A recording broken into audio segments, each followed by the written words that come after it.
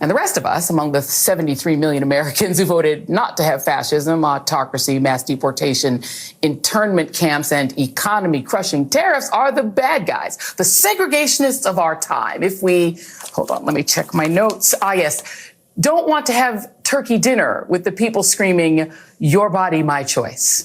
All right, guys, welcome back. I hope everyone had a happy Thanksgiving, and I certainly hope you had a better Thanksgiving than Joy Reid, who decided to spend the holiday season, unsurprisingly, being a complete lunatic and having a manic breakdown live on TV. And what else is new? Because as we've been covering for the past several weeks, ever since the election, Joy Reid has been arguing furiously that if you are a Kamala supporter and a loyal viewer of MSDNC, you should not go see your family at all on Thanksgiving if they have even one member who voted for Trump, right? You should cut off all your Trump supporting family. She's done several segments, several rants screaming about this, but now you gotta see her final Thanksgiving message because it got even crazier. So folks, do us a big favor. If you enjoy the content, make sure you hit that like button down below and subscribe if you are new. And why should you subscribe? Because not only does it ensure we can keep bringing you these videos, but also it owns MSNBC when you really think about it, because legacy media is absolutely in the tank. Their ratings are down 50%. So help us grow our subscriptions by 50%. Hit that red button. And with that said, here is Joy Reid's one-of-a-kind Thanksgiving crash out. And, you would think maybe you could come up with a better Thanksgiving message than this. Nope, absolutely not. Let's take a listen. These are the people who say the undocumented, who they get to call illegal immigrants, like the Pilgrims had permission to come here, have to suffer the consequences of their actions, right? They made the choice to overstay their visas or come into our country illegally. So if they get deported, consequences. But you right-wingers shouldn't have to suffer the consequences of your votes? You don't want to be around me because I voted for fascism. No fair. I'm coughing on you with COVID, but you want me to wear a mask for your safety? Okay, first of all, Joy, I don't think this is an issue of MAGA people begging to be around you, okay?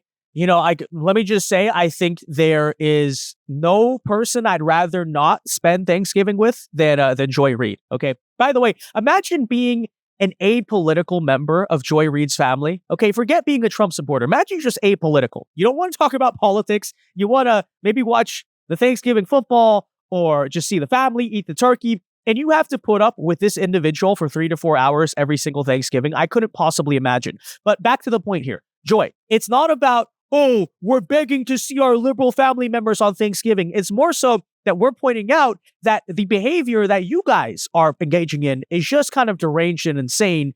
And we'll get more to that in a second. But I just want to make that clear. No, this is not us begging to be around liberals. It's more so pointing out that what you are trying to tell your dozens and dozens of viewers at this point to do is isolate themselves from the world because they don't like people who voted for Trump. And I think that's the crazy part. But anyways. No fair. My body, my choice. Well, here's an alternative thought. Make your own dinner, MAGA. Make your own sandwiches. Wipe your own tears. Troll amongst yourselves with Elon and leave us alone. You got your heart's desire, the president you dreamed of, and worship instead of Jesus. And this time, you didn't even have to storm the Capitol, smash the windows, or try to kill police officers or issue death threats to poll workers. See? You did it just by voting this time. Congrats. She's the one telling us to wipe our own tears. Okay, this definitely is not a person who is just bitter, by the way. Definitely not. Okay. You got your way. And he even got away with breaking the law. Yay. But if you expect the 73 million who voted for the prosecutor, not the felon, and particularly the 92% of black women who voted for Kamala to give you a cookie for your vote, a trophy, a hug, a high five, you might be asking too much. If we want to eat with you, we will. But if we just want some peace over the holidays and we don't want to put up with your trolling while we eat our tofurkey, get over it. Stop acting like we owe you. And for God's sakes, stop whining. It's embarrassing. Our Thanksgiving. Our choice. Stop whining. Maybe you should be listening to your own advice there, Joy. Okay. Let me just say, we'll get into like my full thoughts on this in a second. But last thing I want to point out is this is corny, but it's true. Isn't it ironic that a person with the first name Joy may literally be the most miserable person I've ever seen on TV or in real life or anywhere in my entire lifespan? Okay. I'm just saying. All right. This person is crazy. This person is demented. This person is honestly kind of insane. Just saying. And in case you're curious about some of the things she said in the rest of this segment, yeah, it does genuinely get more idiotic. Take a listen. So apparently, the people who voted for the "I will protect women whether they like it or not," "childless women should have no rights," "Puerto Rico is trash island," and "Haitians will eat your pets" gang are the real victims, despite their guy winning the election. In fact, they are now the modern-day equivalent of Rosa Parks, we're told by a white comedian. Civil rights heroes, the lot of them.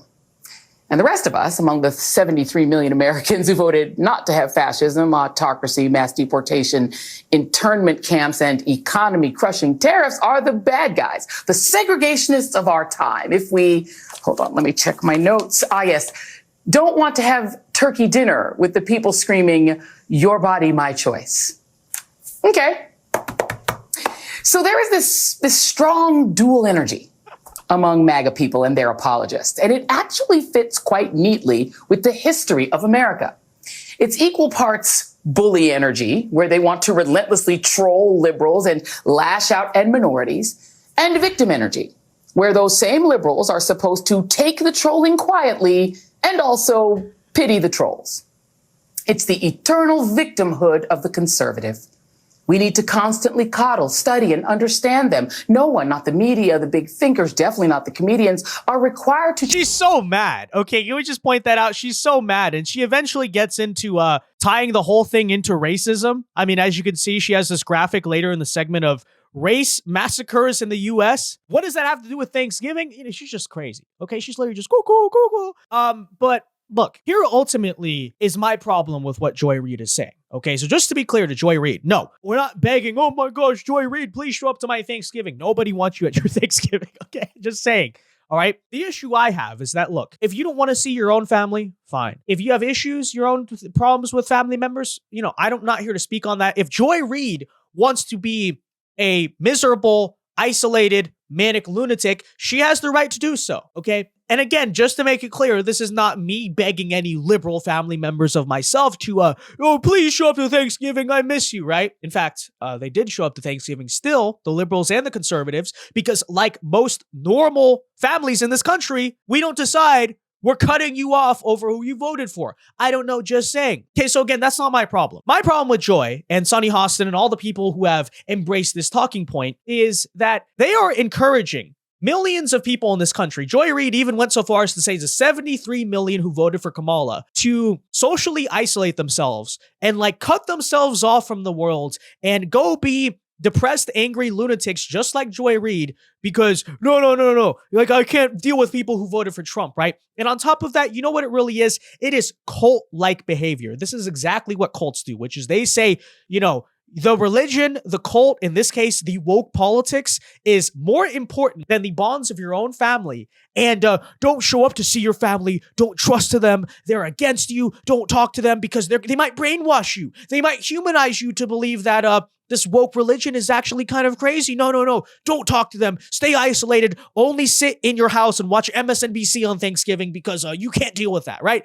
That's crazy. It's insane. But the other issue I see, and the reason I think it's so fundamentally evil, is because, again, if they have their own problems with their family, fine. But they're trying to encourage other people, their dozens and dozens and perhaps even hundreds of viewers at this point, right, to divide their own families, to turn on one another, to do all this crazy stuff, right, become these depressed, angry, isolated outcasts of society, all just for the woke religion, right? And so in the process, what they're trying to do is destroy the family unit in this country because, again, when you really break it down, I mean, most families in this country have at least one Trump supporter and one Kamala supporter, okay? Crazy take, I know, but I'm going to venture to guess that is most people, okay? So what they want is all the families in this country to turn on each other, destroy themselves in the name of the woke religion. That's why I say it's evil. That's why I say it's insane. And, you know, conservatives do often say that family is the bedrock of society, and that's absolutely true. So what do I see going on right here?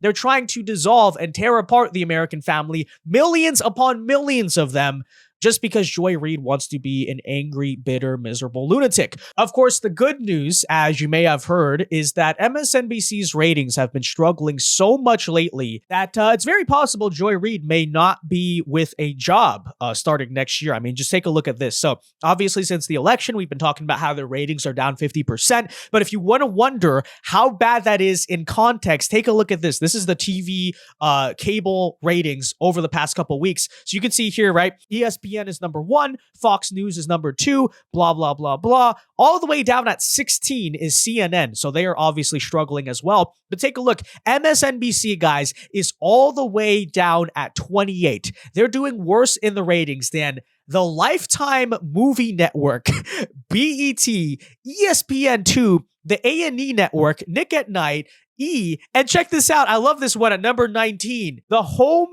and Garden TV. Okay, they are doing worse than the Home and Garden channel. More people are watching some shows about renovating houses and gardening than they are MSNBC. Guys, that's really bad. And it's really funny for me to think about as well, because as Joy Reid gets crazier, more people are just tuning her out. And she's now at the point where she's basically screaming into the void, right? No one's watching. She's just like screaming at the wall, like, Thanksgiving, don't, no, they voted for fascism. And everyone's just tuning it out. All right. Just have a crazy person rambling on live TV. It's funny to see. I don't know, to say the least. But with that said, guys, let me know your thoughts on all of this in the comment section down below. Be sure to leave a like on this video. Subscribe if you are new. And until next time, God bless and peace.